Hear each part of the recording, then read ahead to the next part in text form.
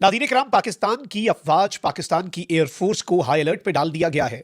एक बहुत बड़ा थ्रेट अलर्ट। और इस मर्तबा पाकिस्तान के तमाम तर दुश्मन अलग अलग नहीं, इकट्ठे मिलकर पाकिस्तान पर हमलावर होने की एक बहुत बड़ी मंसूबाबंदी कर चुके हैं। इस हवाले से इंटेलिजेंस जराए हमें क्या बता रहे हैं, ये डिटेल्स आपके सामने रखना बहुत जरूरी है। इसके साथ जो इस्लामाबाद के अंदर अफसोसनाक सानहा हुआ और उस सानहे के हवाले से कुछ लोगों की गिरफ्तारियां भी हुई, लेकिन अब चौंका देने वाले इंकशाफात, इंतहाई परेशान कुन तफसीलात और साथ ही साथ इस हमले का मास्टरमाइंड कौन निकला है, कुछ नई तफसीलात भी हमें मौसूल हो चुकी हैं। मैं सारी डिटेल्स एक एक करके आपके सामने रखूंगा, लेकिन दरखास्त वही है कि हमारे इस चैनल को भारत, अफगानिस्तान और पाकिस्तान मुखालिफ मुतअद्दिद अकाउंट्स की तरफ से रिपोर्ट किया जा रहा है। इस रिपोर्टिंग का असर जाहिल करना आपके हाथ में है। यह असर जाहिल इस तरह से होगा कि आप इस वीडियो को लाइक कर दें।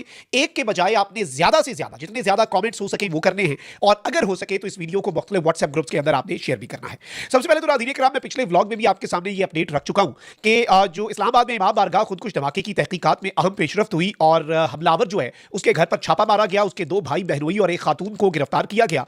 इस सब के अंदर इवन ये तक बताया जा रहा है कि ये जो हमलावर था ये अपने बहनोई से भी राब्ते में था, यानी एट द एंड तक, बिल्कुल इख्तिताम तक, अपने अपने इस मजमूम मकसद की तकमील तक ये शख्स अपने बहनोई से भी राब्ते में था। फिर अब एक और बड़ी तशवीशनाक चीज सामने आई है। जाहिर बात है, ये खुदकुश हमलावर, इसका आईडी कार्ड पिछले साल अप्रैल में बना, उसके बाद ये अगले महीने ही इसने चक्कर लगाया अफगानिस्तान का। गालिबन इसे अफगानिस्तान ट्रैवल करवाने के लिए ही इसका आईडी कार्ड बनवाया गया। उससे पहले ये 18 साल का हुआ, 5-7 साल इसके आईडी कार्ड की इसी जरूरत नहीं पड़ी। फिर इस सब के अंदर इसका रेडिकलाइजेशन का एक पूरा पीरियड था, इसे प्रॉपर उस तरीके से इसका माइंडसेट तैयार किया गया और ये 5 महीने अफगानिस्तान के अंदर खुदकुश बमबारी की तरबियत और साथ ही साथ वेपन हैंडलिंग और दीगर चीजों की तरबियत हासिल करता रहा। अब इस सब के अंदर याद रखिएगा नाज़रीन इकराम के एक और तशवीशनाक अपडेट यह है कि ये शख्स इस्लामाबाद कुछ ऐसा पहले ही आ गया था। इसने कुछ दिन पहले रैकी भी की थी, कुछ हफ्ते पहले भी रैकी की थी इस इमाम बारगाह की, यानी ये कोऑर्डिनेटेड बिल्कुल इन्होंने निशानदही की हुई थी। दहशतगर्दों ने, इनका मंसूबा था कि इस इमाम बारगाह को निशाना बनाया जाए। अब एक और तशवीशनाक अपडेट सामने आ रही है और कुछ रिपोर्ट्स आ रही हैं कि इस्लामाबाद खुदकुश हमले की तहकीकात में जराए ने यह इंकशाफ किया है कि मुबैना खुदकुश हमलावर की वालदा को इस्लामाबाद के एक सेक्टर से गिरफ्तार किया गया जो गुज़श्ता रोज इस्लामाबाद पहुंची थी।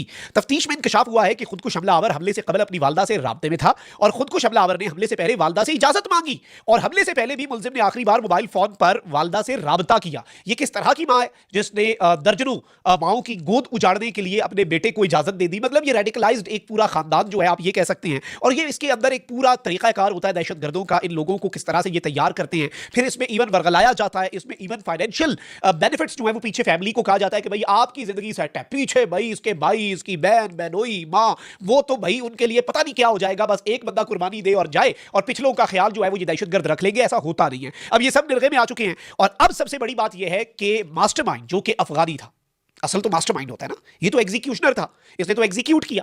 ट्रेनिंग इसकी भी अफगानिस्तान से हुई, सारा इसे रेडिकलाइज अफगानिस्तान में किया गया, बट मास्टरमाइंड जो है अफगानी निकला है। और उस मास्टरमाइंड को फाइनली, मैं आपको ये खबर दे रहा हूं जराए से, सिक्योरिटी जराए से हमने ये कंफर्म किया है कि मास्टरमाइंड को गिरफ्तार कर लिया गया है। सिक्योरिटी जराए के मुताबिक गुज़श्ता रोज इस्लामाबाद के मज़ाफ़ाती इलाके तरलाई कला में होने वाले खुदकुश धमाके की तहकीकात में अहम तरीन पेशरफ्त हुई है, जहां इंटेलिजेंस और कानून नाफिज करने वाले इदारों ने पेशावर और नौशहरा में छापे मारकर मुख्तलिफ गिरफ्तारियां की। ये बताया गया है कि इस वक्त नाज़रीन इकराम ये जो ऑपरेशंस हैं ये टेक्निकल और ह्यूमन इंटेलिजेंस की बुनियाद पर किए गए और इन ऑपरेशंस में खुदकुश हमलावर के 4 सहूलतकारों को गिरफ्तार किया गया, फैमिली के अलावा। इसके साथ ही साथ इस्लामाबाद खुदकुश हमले का जो मास्टरमाइंड है, सहूलतकार और मास्टरमाइंड में फर्क होता है, ठीक है। मास्टरमाइंड तो मेन है, सहूलतकार तो उसके मुआविन हो गए। मास्टरमाइंड जो है नाज़रीन इकराम अफगान शहरी था। इसका ताल्लुक कलदम तंजीम जो है फितना अल खवारिज का ही, ये चाहे दाइश है या टीटीपी है, आईएमपी है, गुल बहादुर ग्रुप है, जो भी इनके नाम हो, ये खारजी है, ये फितना अल खवारिज है। दाइश जो है उससे इस शख्स का ताल्लुक था, अफगान शहरी का, जो कि इस हमले का मास्टरमाइंड था। और इस सब के अंदर अफसोसनाक एक और अपडेट ये भी है कि जो एक और जख्मी है वो दम तोड़ गया है और शहादतों की जो ऑफिशियल तादाद इस वक्त बताई जा रही है वो 33 है। बहुत से जो लोग हैं वो इस वक्त जख्मी भी बताए जा रहे हैं। तो इस सब के अंदर नाज़रीन इकराम अभी भी दुआएं करनी है कि लोग जो जख्मी है, अल्लाह ना करे कि शहादतों की तादाद जो है उसमें किसी भी सूरत इजाफा हो। अब आते हैं असल खतरनाक चीज की तरफ। नाज़रीन इकराम, BLA वाले जो है ना, ये बड़े लिबरल हैं। BLA फितना हिंदुस्तान, इनका मजहब से कोई ताल्लुक नहीं है। TTP एंटायरली मजहबी कार्ड खेलते हैं, नाम निहाद मजहब के ये अलमबरदार बनते हैं, खारजी इसीलिए इन्हें कहा जाता है। ये बिल्कुल डिफरेंट है। मतलब इनकी अगर आप आइडियोलॉजीज को स्टडी करें तो ये जब इकट्ठे बैठे तो ये एक दूसरे को मार दें। अगर ये अपनी आइडियोलॉजी जो ये बताते हैं, अलबत्ता इनकी आइडियोलॉजी होती कोई नहीं है ना, ऊपर से ताने बाने इनके, देखिए ये पपेट्स हैं और इनका पपेटियर जो है वो इंडिया है और अफगान सरजमीन का इस्तेमाल हो रहा है। इस वक्त अफगान सरजमीन पे 3 एलिमेंट्स इस्तेमाल हो रहे हैं भारत के हाथ। एक है TTP, एक है BLA और एक है अफगान तालिबान रिजीम। BLA ने जो बलूचिस्तान में किया, खारजियों ने, ये टीटीपी, दाइश, आईएसकेपी और आईएमपी ने आप एक ही जगह पे रखे, इन्होंने कर दिया ये इस्लामाबाद वाला हमला। और अफगान तालिबानी रिजीम वो पहले ही इनकी सहूलतकारियां करती है। अब जो खबर आ रही है, ये अलर्ट जारी हुआ है कि टीटीपी, अफगान तालिबान और बीएलए, जिनका नजरियाती तौर पे कोई अलायंस नहीं बनता लेकिन मालिक एक है, डोरे हिलाने वाला एक है, टीटीपी, बीएलए और अफगान तालिबान ने मुश्तरका मंसूबाबंदी के तहत चमन के हसास सरहदी इलाके पर एक बड़ा हमला करने की तैयारियां तेज कर दी हैं। खुफिया रिपोर्ट्स के मुताबिक यह हमला आइंदा 2 से 3 हफ्तों के अंदर किसी भी वक्त हो सकता है, जिसका हदफ दिफाई तनसीबात, सरहदी चेकपोस्ट और सिविल आबादी बताए जा रहे हैं। तीनों तंजीमें हालिया महीनों में पाकिस्तान की इंसदाद दहशतगर्दाना कार्रवाइयों की वजह से शदीद दबाव का शिकार है। चाकी और योम डिवीजन में फौजी ऑपरेशन ने अस्करियत पसंदों के रिवायती ठिकाने खत्म कर दिए हुए। हमले से वो सिक्योरिटी फोर्सेज को दिफाई पोजीशन पर लाना चाहते हैं कि इस वक्त सिक्योरिटी फोर्सेज हैं, अटैक कर रहे हैं, इन्हें तुर के रखा हुआ है। इसीलिए ये वो जो हिराफ 2.0 बलूचिस्तान में ऑपरेशन था, वो यही था कि सिक्योरिटी फोर्सेस डिफेंसिव हो जाए।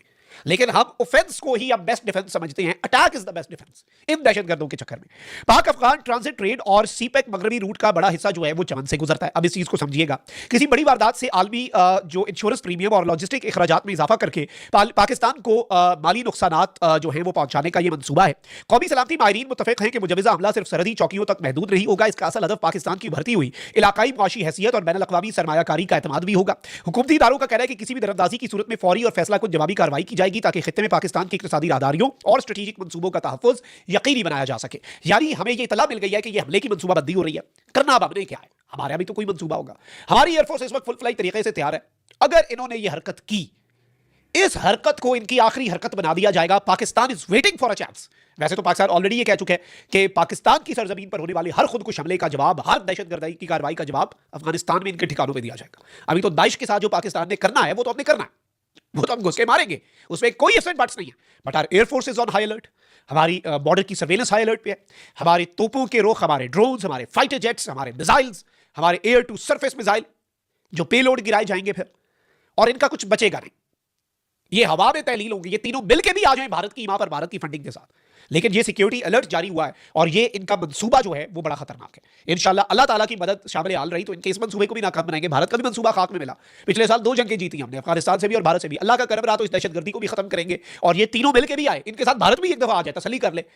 हमारा तो ईमान है ना, हमने अपने ईमान पे चलना है। ताकतें तुम्हारी हैं और खुदा हमारा है, तो इस चीज को लेकर चलना है। इस वक्त एयरफोर्स को हाई अलर्ट कर दिया गया है, आर्मी हमारी हाई अलर्ट है, इंटेलिजेंस एजेंसीज ऑलरेडी जो ग्राउंड वर्क कर रही हैं वो इनके लिए बहुत बड़ा सरप्राइज होगा। और बस अल्लाह ताला हमारे पाकिस्तान को सलामत रखे, ताक़यामत रखे। कमेंट सेक्शन में आपने अपनी राय का इजहार जरूर करना है। अल्लाह निगहबान, पाकिस्तान जिंदाबाद।